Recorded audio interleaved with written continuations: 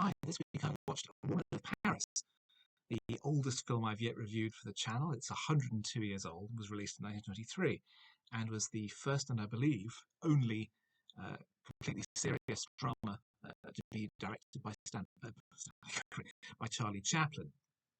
It's the story of a woman named Marie who aspires to run away from her provincial French town to Paris to be with her lover, but when she reaches the railway station, her father is called back home, having had a row with his parents.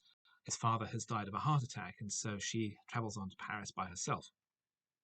Several years later, she's made something of a society dame of herself, the it girl, mistress of a wealthy industrialist. But then the previous lover comes back into her life, leading to a disastrous triangle of deceit and deception.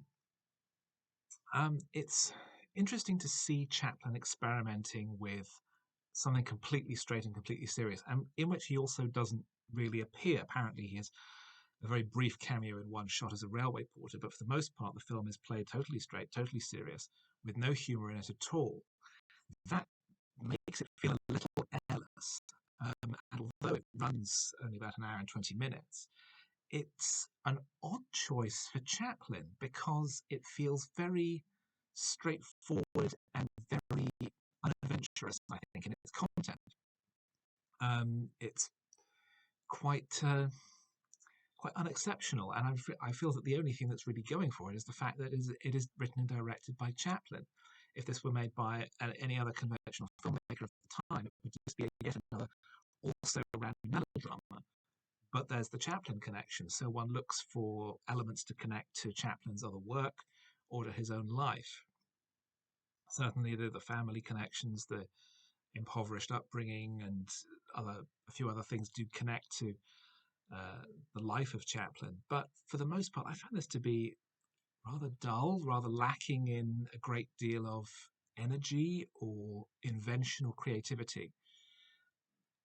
In trying to prove himself to be a serious filmmaker, I think Chaplin has lost the thing that makes him so special, which is his wit, his humanity. And although there is a lot of humanity on display, and the film ultimately has a bittersweet ending, um, it it's lacking something special that can bind it all together into something that becomes a complete whole, something totally satisfactory that really lets it stand out. Without that element, it doesn't really make it. I do applaud the fact that Chaplin actually has a caption on screen after the opening title to say, "This is a serious film. I am not in it." Signed Charlie Chaplin. Although, as I say, apparently he is in it very briefly and is, I think, just about recognisable. But it's just a passing moment. It's worth seeing as an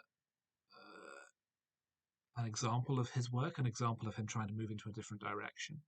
But the fact that his other work stayed within drama, or at least comedy drama, I think demonstrates that even he himself thought this might not have fully worked.